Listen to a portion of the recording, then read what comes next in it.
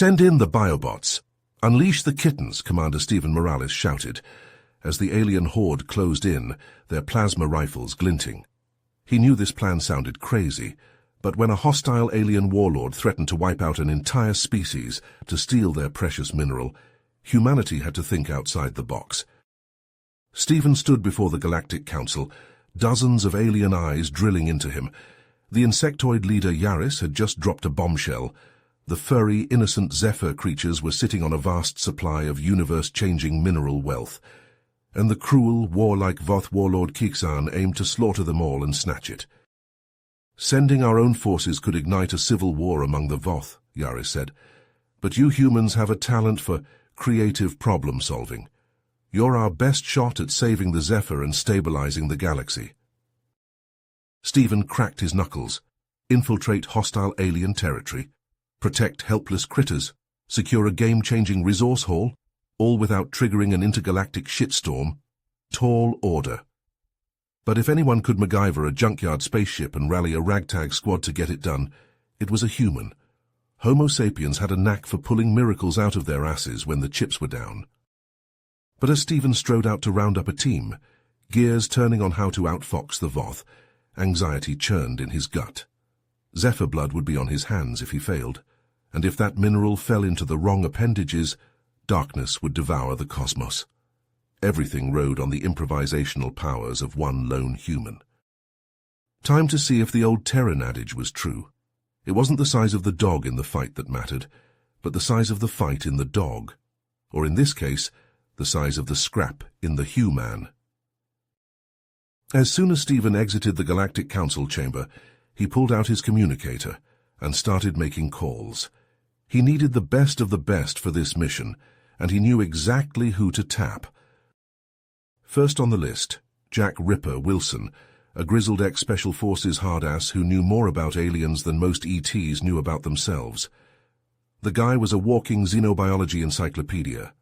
If anyone could figure out how to extract a mineral from the Zephyr without harming them, it was Jack. Next up, Dr. Elijah Singh, engineering prodigy and certified mad scientist. Stephen once watched him whip up a black hole gun using nothing but a microwave and some old Nokia phones. For this op, they'd need Eli's technical wizardry to safely secure the resource and outwit the Voth's defenses. Finally, Marco Russo, ace pilot, and the smoothest spaceship operator this side of the Milky Way. The kid could fly a freighter through a field of space debris while blindfolded. For infiltrating hostile alien airspace, there was no one better. With recruitment underway, Stephen felt a buzz in his pocket. An anonymous message, source encrypted. He frowned as a set of schematics flashed across his wrist computer's holodisplay. Detailed layouts of Kexan's Zephyria base, complete with troop counts and armaments. Stephen's gut screamed trap, but this intel was too good to ignore. It could mean the difference between saving the Zephyr and failing them. He forwarded the file to Eli with orders to verify its authenticity and start brainstorming infiltration strategies. While Eli worked his technical magic, Stephen and Jack hit the books to research Zephyr culture and biology. Countless hours poring over ancient tomes and consulting xenoanthropologists revealed a complex social tapestry woven from empathy and symbiosis. Every Zephyr had a unique role supporting the greater whole. Fascinating stuff. Suddenly a cacophonous squeal erupted from the ship's comms. A frantic Zephyr voice cried out for aid, the haunting wails punctuated by pulse rifle blasts. One of Kixan's raids, no doubt. Stephen's blood ran cold. They were still light years out from Zephyria. But he couldn't just sit back while innocents died, not on his watch. "Marco, bring us in hot and activate stealth mode. We're going in." The ship streaked through the cosmos, hurtling toward a besieged Zephyr village. As they landed, Stephen and his crew burst out to engage the Voth marauders. Pulse rifle fire lit up the night as the humans unleashed a hailstorm of lead. Jack barked out weak points on Voth armor, allowing the team to drop hostiles with brutal efficiency. But even with their superior tech and training, the humans were vastly outnumbered. Just as Stephen was about to order a retreat, a barrage of strange projectiles rained down on the Voth raiders. Globs of gooey liquid sizzled and smoked as they ate through the aliens' chitinous armor like acid. Stephen whipped around to see a wizened Zephyr elder perched atop a hut, a makeshift slingshot clutched in its paw. The creature locked eyes with Stephen and nodded solemnly. The gesture spoke volumes. The Zephyr would fight alongside the humans. Emboldened by their new allies, Stephen and his team surged forward with renewed vigor. Experimental weaponry and Zephyr guerrilla tactics made short work of the Voth soldiers. As the last invader fell, the humans rushed to tend to the injured villagers. The elder introduced himself as Xyla and explained that he sensed the nobility of the humans' intentions. He pledged his people's support to the Terran's cause. But as Stephen surveyed the devastation wrought by Kexan's troops, a sinking realization hit him. The mad warlord's forces were far more vast and advanced than the Council had feared, and based on their laser focus on slaughtering humans, this was personal for Kexan. The stakes had just been raised. It was now or never. Fail here and darkness would engulf the galaxy. Looking to Xylar and his battle-scarred friends, Stephen started formulating a desperate plan. No guts, no glory. Time to take the fight to Kexan. Stephen's wrist computer blinked with another encrypted message. He opened the file, fearing what fresh hell it contained. The blood drained from his face as he scanned the intel. Kexan found some ancient Voth tech buried on Zephyria, Stephen relayed grimly. Says it's a mind control device. He gets it working. He could enslave every Zephyr on the planet. Eli swore. So not only do we need to save the Zephyr from genocide, we gotta stop that scaly bastard from turning them into meat puppets. Shit. Stephen nodded. We'll have to split up. Marco, Jack, you're leading a strike team against Kexan's base. Keep him busy. Buy us time. Eli and I will take Xylar and go after this artifact. Jack and Marco gathered a squad of battle-hardened Zephyr and boarded a dropship. As they roared toward the warlord's fortress, Stephen and his artifact team geared up for a subterranean mission. The journey into Zephyria's caves was treacherous. Narrow passages, crumbling rock, and fields of razor-sharp crystal impeded their progress. But Xyla navigated the labyrinth with confidence. We're close, Xyla said. The Siren's Call is just ahead, an ancient weapon of unimaginable power. Stephen frowned. If it's so dangerous, why not destroy it centuries ago? There were some among the Voth who wished to use it, to control rather than exterminate. But wiser minds knew such power could only lead to ruin. As they entered the artifact chamber, a platoon of elite Voth soldiers emerged from the shadows, pulse blasters crackling with lethal energy. Stephen and Eli dove for cover, laying down suppressing fire as the Zephyr warriors charged into melee combat. Eli sprinted for the artifact's control panel, fingers flying across the alien interface. I'm in, but we got a problem, Cap. Destroying this thing will bring the whole cave system down. Stephen looked to Xyla, conflicted. The elder's eyes were sad but resolute. My people would rather die free than live as thralls. Do what you must. Suddenly, Stephen remembered the Zephyr proverb Xyla had shared during their first meeting. In unity there is strength. An idea sparked in his mind. Can you hack it to broadcast a message to the Zephyr? Inspire them to rise up like you did for the villagers. Eli grinned wolfishly. One planet-wide rebel yell coming right up. As Eli worked frantically to reprogram the Siren's Call, Stephen and the Zephyr held the line against the relentless Voth onslaught. Smoke and blood filled the air as more Voth reinforcements poured in. Just as Stephen thought they'd be overrun, a deafening roar shook the cavern. Thousands of Zephyr voices scattered across the globe, united in a battle cry of defiance. On the surface, Jack watched in awe as legions of Zephyr, armed with farming tools and ingenious booby traps, fell upon the Voth invaders. The sudden surge of resistance caught Kexan's troops off guard, and the humans pressed the advantage. Marco's dropship strafed the enemy lines, scattering the Voth and opening a path into the heart of the base. The humans and Zephyr smashed through the defenses, fighting their way to Kexan's command center. They found the warlord alone, hunched over a flickering hologram of Zephyria. The once mighty despot looked small and pathetic as Jack slapped a pair of restraints on his wrists. Hours later, Stephen and Eli emerged from the caves, bruised and bloodied but alive. The Zephyr cheered their saviors, and even the taciturn Galactic Council hailed their victory. But as Stephen watched the Zephyr celebrate, a cold tendril of unease coiled in his gut. Their mysterious informant, Kizan's obsession with ancient Voth tech, the existence of a renegade rebel faction, it all pointed to something bigger lurking in the shadows. Whatever storm was brewing, Stephen knew humanity would need to be ready. Because if there was one thing he'd learned from this mission, it was that the universe was a whole lot bigger and a whole lot meaner than anyone on Earth ever realized. As Stephen and his team ventured deeper into the crumbling Eldorian ruins, a sense of unease gripped them. The ancient chambers seemed to whisper secrets of a long-forgotten power, a force that could reshape the very fabric of the galaxy. Suddenly, a figure emerged from the shadows, his insectoid features twisted into a cruel smirk. It was Yaris, the Voth leader who had set them on this path. "Oh, fool," Yaris hissed, his mandibles clicking with malice.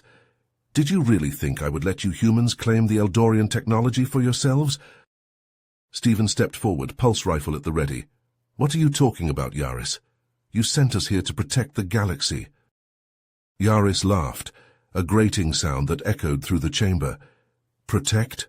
No, I sent you here to be my unwitting pawns.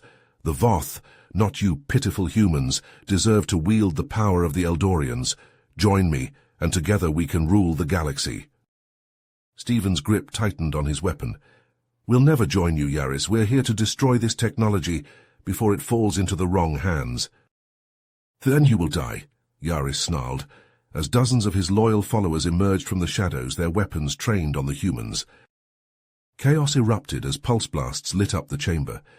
Stephen and his team fought with the skill and determination of true warriors, but they were outnumbered and outgunned. In the midst of the battle, Dr. Singh cried out in pain as a plasma bolt tore through his shoulder. Jack, seeing his friend fall, leaped in front of him, taking a barrage of fire meant for the wounded engineer. As Jack crumpled to the ground, his life ebbing away, Stephen felt a surge of rage and grief. He charged forward, blasting through Yaris's minions with a fury born of desperation. Marco followed close behind, his own weapon spitting death. The two humans cornered Yaris in the central chamber, where the Eldorian technology pulsed with an eerie light. The Voth leader's eyes gleamed with madness as he reached for the ancient controls. "Don't do it, Yaris," Stephen shouted, his voice raw with emotion. "That power is too great for anyone to control." Yaris sneered. "Foolish human, you cannot stop me. The Voth will rise and the galaxy will tremble." In that moment, Stephen knew what he had to do. He locked eyes with Marco, a silent understanding passing between them. Together, they turned their weapons on the Eldorian technology, pouring every ounce of energy they had into the ancient systems. The chamber shook as the technology overloaded, sparks and flames erupting from the alien consoles. Yaris screamed in rage and terror as the ruins began to collapse around them. "Go!" Stephen yelled to Marco, shoving his friend towards the exit. "I'll hold him off." Marco hesitated for a split second, then nodded, sprinting for the rapidly collapsing tunnel. Stephen turned to face Yaris, his eyes hard and determined. The two leaders clashed in a brutal hand-to-hand battle, their armor cracking and sparking under the strain.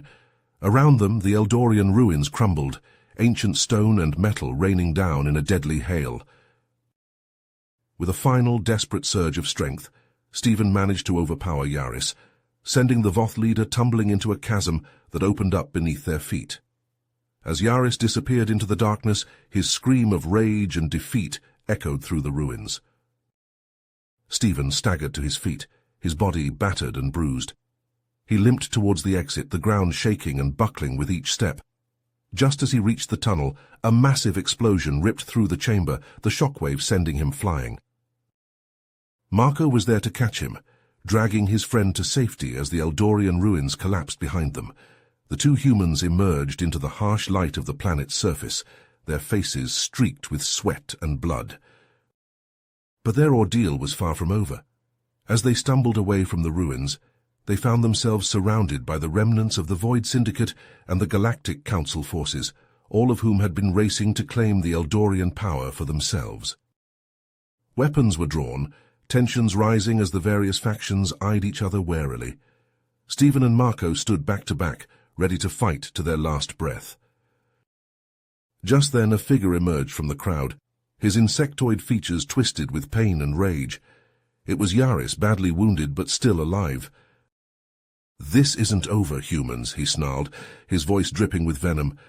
"I will have my revenge, and the Voth will rule the galaxy." With that, he vanished into the chaos, slipping away before anyone could stop him. In the aftermath of the battle, the Galactic Council convened an emergency session, the true extent of Yaris's betrayal and treachery coming to light. The council members hung their heads in shame as they realized how easily they had been manipulated, their own petty squabbles and power struggles blinding them to the greater threat. Stephen and Marco, battered and weary, stood before the council, their eyes haunted by the sacrifices they had made and the friends they had lost. The council, in a rare show of unity and humility, acknowledged their bravery and dedication to the greater good. "You have shown us the true meaning of heroism," the council spokesperson said, his voice heavy with emotion. "Your actions have saved countless lives and preserved the very essence of what it means to be free." As the two humans left the council chambers, they were met by a sea of reporters and well-wishers, all eager to hear their story and celebrate their triumph. But for Stephen and Marco, the victory felt hollow, the weight of their losses and the knowledge of the challenges still to come hanging heavy on their hearts. They returned to Earth, their ship touching down amidst a crowd of cheering spectators. Stephen and Marco stepped out onto the tarmac, their faces somber and their eyes haunted. The crowd fell silent as Stephen raised his hand, his voice carrying across the gathered masses. "We have seen the face of true evil," he said, his words heavy with the weight of experience. "And we have learned that the greatest threats to our freedom and our very existence often come from within." He paused, his gaze sweeping across the sea of faces. "But we have also learned that when we stand together, when we put aside our differences and fight for what truly matters, there is no force in the galaxy that can stop us." As the crowd erupted into cheers, Stephen and Marco turned to each other, a silent understanding passing between them. They knew that their journey was far from over, that the galaxy was still a dangerous and unpredictable place. But they also knew that they would face whatever challenges lay ahead, together as brothers in arms, for they were the cute and cuddly warriors, the defenders of the galaxy, and they would never rest until peace and justice reigned supreme. You have reached the end of the story. If you enjoyed this story and want to support us, please leave a like and subscribe to our channel, and for every comment that says 88, I will heart every single one of them. Thank you for your time.